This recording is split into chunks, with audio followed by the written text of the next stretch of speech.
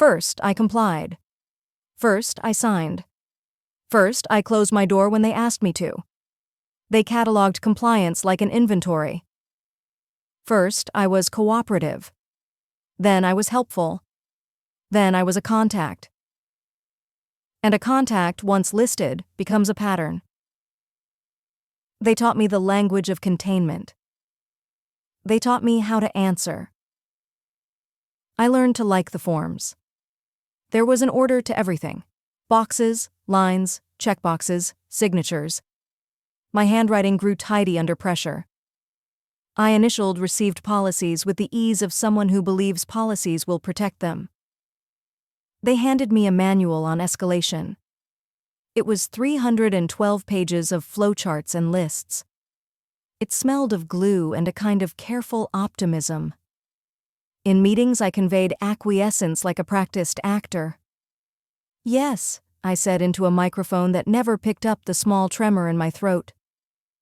"No," I said when they asked about conflicts, and my no felt boxed neat tidy. Cooperation has benefits. It keeps your email active. It keeps your access keys valid. It keeps the forms that allow you to breathe stamped approved. I was polite because the world rewarded politeness. I learned how to couch questions as curiosity. I learned to put "for clarity" at the top of every request. When anomalies first appeared, I approached them the way a librarian approaches a misshelved book. There was an invoice that misaligned dates. There was a name on a shipping manifest that did not match any employee ID. There were ledgers whose totals would not reconcile if you rounded in a particular way. I filed tickets. I sent polite, procedural emails with subject lines like "request for clarification." I attached screenshots and logs, and I wrote the dates in full to avoid ambiguity. No alarm bells rang. A reply arrived. "Noted. See me later." Later is a word dressed in goodwill. It can mean concern. It can mean a request for patience. It can also be the hinge on a door you didn't know was closing. They asked about my sleep. They asked whether I had been under stress. They offered mindfulness modules and wellness webinars with soothing titles. It is easy to accept help. Humane offers arrive with polite calendars. They come with links and disclaimers and the right amount of empathy. I attended the sessions. I filled out the forms. I wrote, truthfully, that I slept poorly and sometimes felt anxious for reasons I could not name. That was enough. Soon I was in a file folder with a flag. Not a red flag. A small, discreet red dot near my name. Once there is a dot, the machinery of containment finds its rhythm. Calendars change. Invitations omit you. Shared drives acquire new permission layers that your requests for access never clear. It is almost perfunctory. Someone CCS a manager and then deletes the thread. Someone schedules a meeting and puts no attendees in the booking. Someone in procurement copies another person on correspondence, then the copy disappears from the saved record. I noticed. Not as a drama, but as a pattern. I printed logs. I took timestamps with my phone so I could show exact seconds if needed. People around me became careful in the way that people become careful around something fragile and valuable. Their smiles shortened. Their jokes stopped at a threshold. When they typed my name, a hesitation flickered, like static before a call connects. Rumors seed quietly. A phrase in the break room becomes a thesis in the hallway. He's been under a lot of stress lately. An anonymous note one morning said, "Maybe step back for your health." It was stapled to the coffee machine like a benevolent warning. Chapter 3. The First Fisher. I remember the first time the phrase, "involved parties," reached me not as an abstract but as a category I might fit into. It came from a manager who said, with a flat voice, "We have to consider all involved parties." It was a sentence that left no space for me to ask, Which parties? In the weeks that followed, small obstacles multiplied. I lost access to an internal forum. A project that needed my review passed me along to someone else without explanation. An external auditor requested documents that only I held, and an email that should have gone to my inbox was rerouted. I proposed a call to clear misunderstandings. The call was rescheduled to a time I was out of the office. The new meeting notes did not mention my concerns. It is in the omission that a system protects itself. You can be present and invisible. You can be on an email chain that dissolves on the server end before your eyes. I began to hear the word procedural in soft, separating tones. We must follow procedural safeguards. It sounded like a locked door with 4 deadbolts. Chapter 4. The Network. Then I met others. Not in a conference room, not in corporate-sanctioned spaces. We met in soft civilian places where people still left their doors unlocked. They came from different corners. A procurement officer who had been moved sideways after challenging a vendor. An IT administrator who had questions about a cluster of dormant accounts. A temp who kept photocopies of timesheets that had been altered. Our stories were not dramatic. They were lists of small injustices and misplaced invoices and missing attendees. We compared notes like people exchanging recipes. We taped mentions together and saw a shape emerge. Cooperation becomes something else when it is shared. We began to file our findings collectively. We made cross-references. We time-stamped and backed up and mirrored. There is power in shared records. It is more difficult for a system to deny an account when a dozen accounts corroborate similar phenomena. We learned to format our concerns so they could not be dismissed as personal or emotional. We used the language that made the system listen. We wrote in neutral terms. We attached spreadsheets and logs and invoice scans. And then someone suggested, why stop at internal records? Why not catalog the chain beyond the office, the vendors, the contractors, the shadow accounts that fed into the ledgers? Why not trace the money and the approvals? It was the smallest escalation possible. It was not a conspiracy. It was a decision to treat the pattern as evidence rather than as a curiosity. Chapter 5. The Involvement. I had not intended to be involved. My early self, the self that prized tidy initials and polite subject lines, recoiled at the word. Involvement sounded loud, irrevocable. It suggested stakes and direction and a point of no return. Yet involvement is incremental. A meeting in a coffee shop becomes a spreadsheet shared on a secure server. A spreadsheet becomes a list of transactions to audit. A list of transactions becomes a formal request. We trained ourselves to ask precise questions.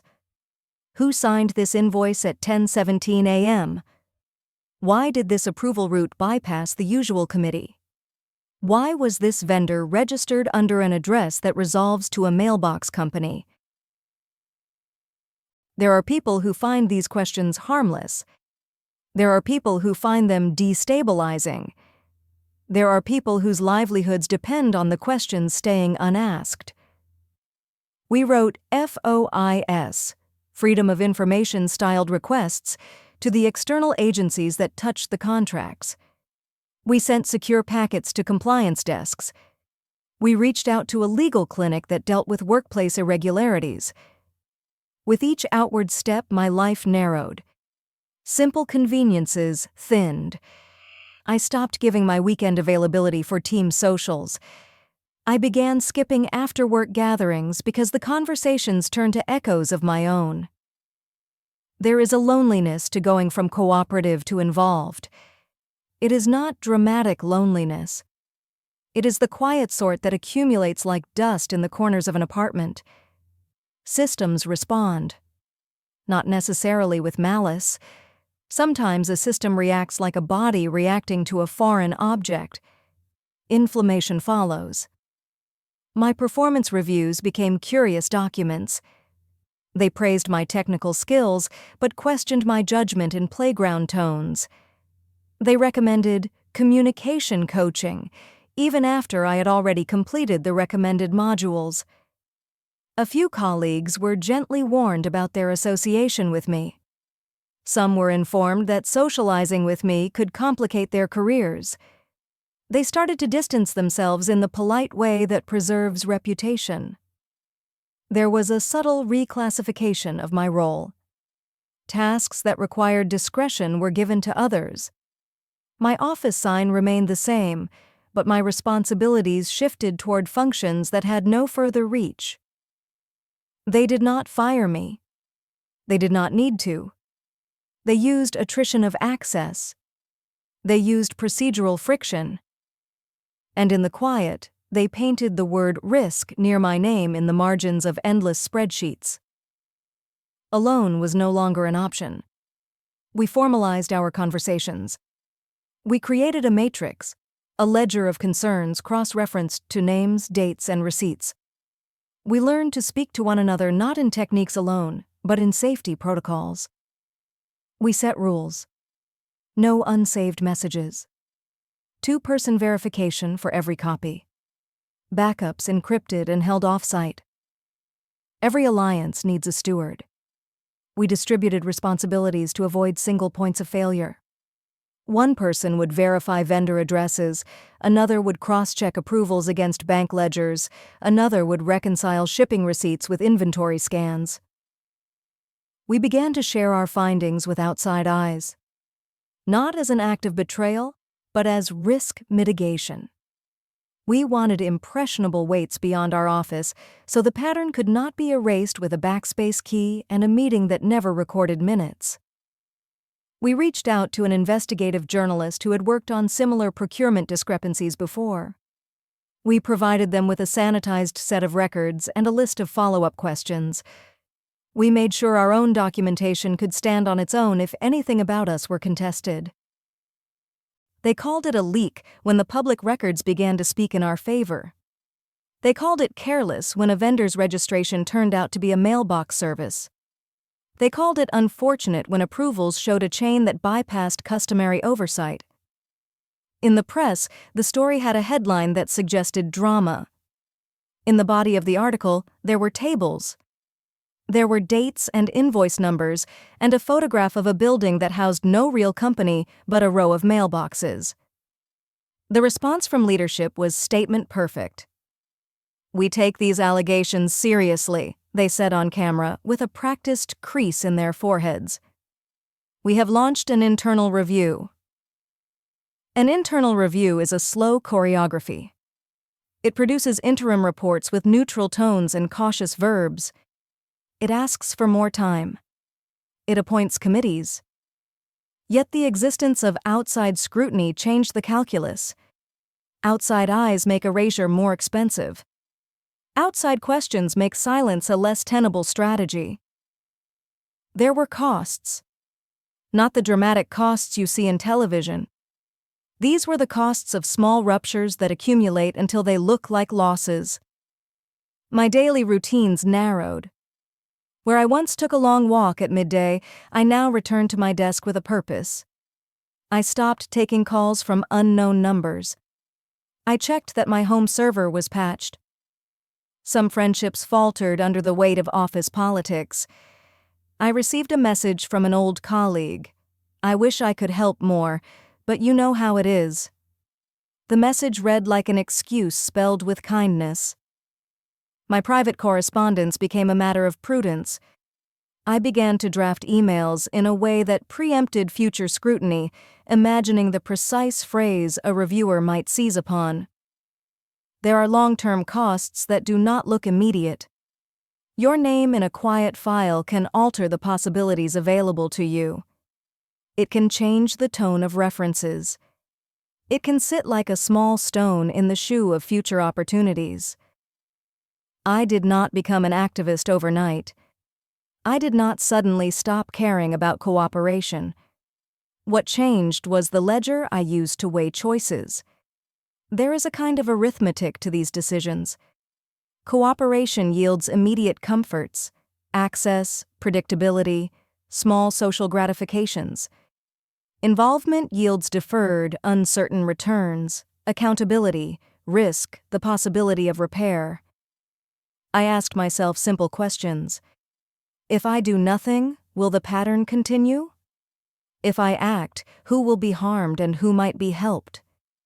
Is there a mechanism for correction that does not depend on me alone? The answers were not elegant. They were practical and sometimes devastating. They forced a reckoning with my own role and the role of institutions. We developed a strategy that was neither heroic nor naive. It began with documentation. It continued with measured escalation. And it included safeguards to minimize collateral harm. We rehearsed our communications. We wrote neutral statements that would not be misrepresented as combative. We practiced restraint, even when everything in us wanted to thunder. We also kept moral clarity. We understood that uncovering a pattern of irregularity is not the same as condemning every individual who appears in the data. We focused on systems, on the processes that allowed mismatch and obfuscation to persist. Patience is not a trait I admired in myself until I needed it. The thing about patience is that it is active. It requires a steady accumulation of small acts. It requires recalibrating your voice to a frequency that will be legible in a committee hearing or in a public report. We waited for the audit and fed it documents in the way you feed evidence into a machine that runs until it yields results. We answered questions precisely. We refused to be drawn into dramatics that would obscure the data. Patience also allowed us to protect one another. When some of us were called into meetings, the rest covered essential functions. We coordinated lunches and check-ins and legal referrals. When the audit report emerged, its language was careful but consequential. It said what our spreadsheet had said in 1,000 small ways. There were irregular approvals. There were vendors with questionable ties. There were breaks in oversight that allowed funds to move without clear justification. A public hearing followed. People in suits read carefully prepared statements. Journalists leaned forward with their pens and their phones. Someone asked if anyone had been hurt. Another asked whether the practices were systemic or anomalous. I testified. I read from a document whose margins were full of the tiny corrections of 1,000 rehearsed edits. My voice was steady because it had learned steadiness. I described lost receipts, odd routing approvals, and the vendor registered to a mailbox. My testimony did not feel dramatic in the moment. It felt like reading a ledger aloud. The room had the smell of paper and reheated coffee and exhausted concentration. There were consequences. Not all of them immediate. Some were administrative, resignations and restructures. Some were legal, investigations that would stretch for months. But the consequences also touched people in softer ways. People who had been complicit in small ways, approving a dubious invoice because it was easier, had to explain their choices. People who had been ignored by the system found that the same system could be made to pay attention. For me, the consequences were mixed. I had the satisfaction of seeing patterns acknowledged in official documents. I had the strange consolation of knowing that small acts of attention could accumulate into institutional attention. I also had the knowledge that my name would remain in some corners as someone who had been involved. After the hearings, things did not return to the old normal. Normal had been revealed to be a construct that enabled opacity. The new practices were uneven but present, better vendor vetting, clearer approval chains, more transparent ledgers. And yet the human heart carries memory. Some colleagues remained distant. Some doors did not reopen. Some committees rearranged their membership in ways that never referenced the public theater of the audit. I learned acceptance. Acceptance that being cooperative has a cost, and so does being involved. Acceptance that the ledger of a life accrues debits and credits that cannot always be reconciled to a single balance. If these are lessons, then they are small and practical. Lesson: document. A handwritten note with the date can become the hinge of a later account. Lesson: share. An isolated concern becomes more credible when corroborated by others. Lesson: protect. Back up your work. Encrypt what needs encryption. Keep copies in places you control. Lesson: choose your voice. There is utility in measured language and in the accrual of neutral evidence. Lesson: know the costs. There are social costs and professional costs. Weigh them honestly. But the clearest lesson may be moral. Cooperation and involvement are not moral absolutes. They are strategies that each carry trade-offs. Sometimes cooperation is the right daily posture. Sometimes involvement is the necessary escalation. There were things I refused to do. I refused to sign a document without reading it. I refused to approve a payment that did not reconcile. I refused to let an apparent mistake be explained away as a one-off. Refusal is a minor practice. It is not dramatic. It is a small insistence on the records that would later carry weight. Not all victories announce themselves. A policy change appears in an internal memo with bureaucratic language. A vendor is removed from the roster and replaced by a vetted alternative. A new oversight committee meets quarterly instead of annually. These are quiet triumphs. They are incremental and they are durable precisely because they are procedural. They also have human effects. Employees who once felt their concerns would never be heard now file issues with less trepidation. The internal climate shifts toward a fractionally higher transparency. If I speak personally, I will tell you this: the movement from cooperative to involved is not heroic. It is messy. It costs friends and convenience and sometimes peace of mind. But it also makes possible a different future for others. There are moments when I cannot unsay what I have done. There are moments when it is a relief to know a ledger has a line entry that names the odd approval. There is an odd satisfaction in the precision of numbers. Eventually, routine returns. My desk acquired new checklists and a slightly altered set of responsibilities. The world went on. People got better at asking for receipts. The coffee machine still dispensed lukewarm coffee. But the shape of things had shifted. There was less room for misalignment where there had previously been slack. There were more people who knew how to read a ledger for meaning. I would be dishonest if I omitted the hardship. This path brings loneliness and bureaucratic reprisal, and the sense that you are always under a low-level microscope. It also brings the occasional kindness of strangers who say, "We saw what you did." And there is hope. Hope is not a bright banner. It is a small improvement in procedure and an added line in an audit that will not be erased. Hope is also the quiet knowledge that the ledger matters. Numbers, dates, signatures, these are not cold things when they are used to make an account of injustice. They can be the scaffolding for repair. First, I was cooperative. Then I was involved. The words frame a journey that is neither clean nor theatrical. It is a sequence of small decisions, of paper and timestamps, of friendships altered and procedures improved. If you catalog me, you can call me many things. You can call me helpful. You can call me involved. You can file me under risk or civic-minded. What I have learned, in the slow arithmetic of those months, is this: there is a modest heroism in keeping records. There is a modest bravery in asking exact questions and persisting in the face of small erasures. And there is a modest reward in seeing a ledger finally close the gap between what was and what should have been. They did not fire me. They did not arrest me. They did not need to. But I changed the way they cataloged process.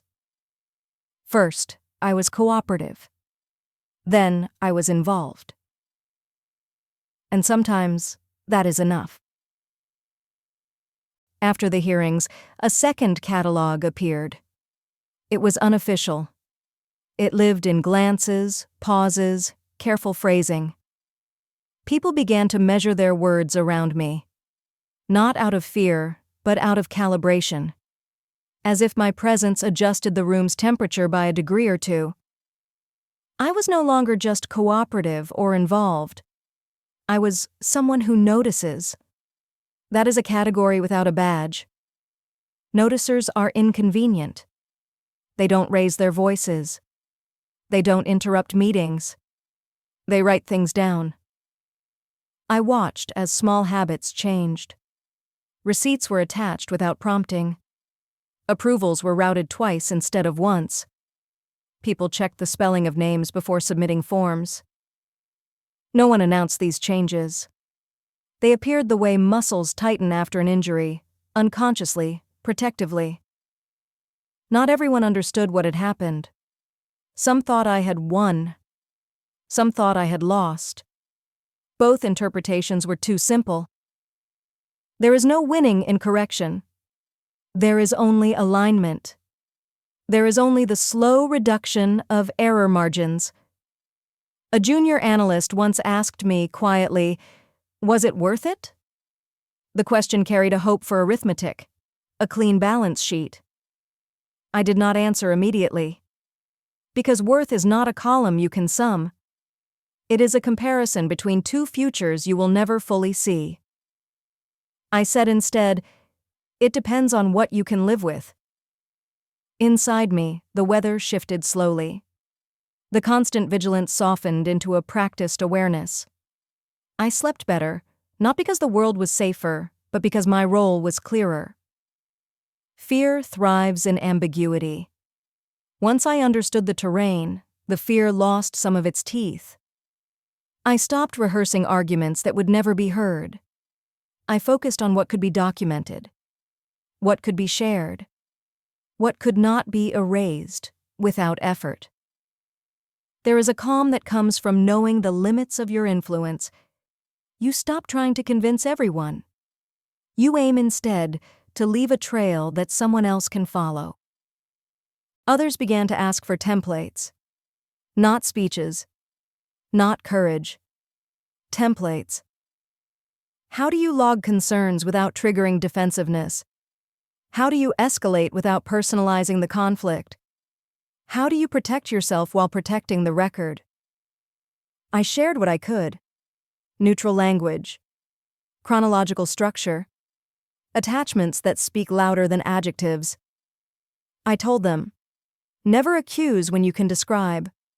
Never infer motive when you can show sequence. Never rely on memory when timestamps exist. This is how involvement becomes replicable. It stops being a personality trait and becomes a method. Eventually, I moved teams. Not as punishment. Not as reward. As redistribution.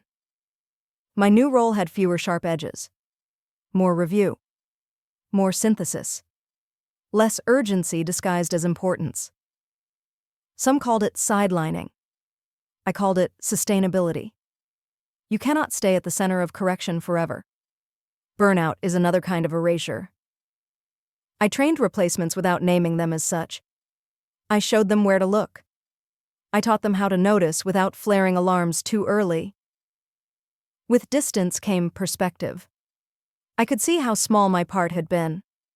And how necessary. No system collapses because of one person. No system improves because of one hero. Change is granular. It happens when enough people decide to stop smoothing over discrepancies. When enough people refuse to confuse comfort with correctness. I eventually saw my file. Not officially. In a way that happens when someone forgets to restrict a folder. The labels were there. Cooperative. Involved. Methodical. Persistent. No red dot anymore. Just notes. Dense. Careful. I closed the folder without changing anything. Some records do not need correction. If this sounds like a transformation, it isn't. It is an adjustment, a recalibration of where silence ends and responsibility begins. First, I was cooperative. That taught me how the system breathes. Then I was involved. That taught me where it breaks. Now I am careful. Careful with records. Careful with people. Careful with the quiet power of noticing. And if someone asks me again in a low voice, was it worth it? I will say this. Some systems only change when someone is willing to be reclassified. First cooperative, then involved. Finally, awake. Time does a strange thing to events like these. It sands down the sharp edges. It leaves behind outlines that look cleaner than they ever were. People begin to talk about that period as if it were weather, as if it happened to everyone equally, as if no one made choices inside it. I listen without correcting them. Correction is not always the point. Memory does its work whether you intervene or not. Institutions have long memories but short consciences. They remember outcomes. They forget the tension that preceded them. The emails that once felt dangerous now read like artifacts. The logs that cost sleep now sit archived, compressed, inert. But the habit remains. I still read footnotes. I still notice when numbers arrive too round. I still pause when a process skips a step it once respected. No one told me this would become a skill. Not vigilance, discernment. I can walk into a new system and feel its weak joints.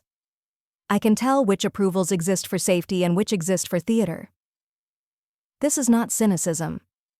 Cynicism gives up. This is fluency.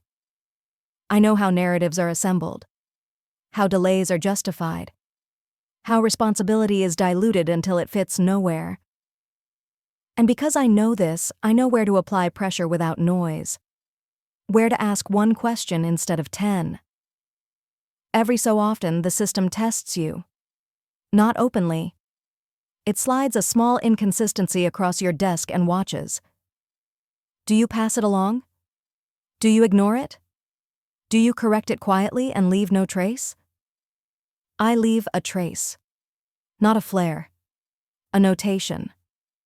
Because traces are what separate coincidence from pattern. And patterns are what force systems to tell the truth. There is a question people rarely ask out loud. What happens to those who cooperate all the way? They become invisible. Not punished. Not protected. Absorbed. Their silence oils the machine. Their compliance smooths the numbers. I think of them often. Not with judgment. With understanding. Everyone has a threshold.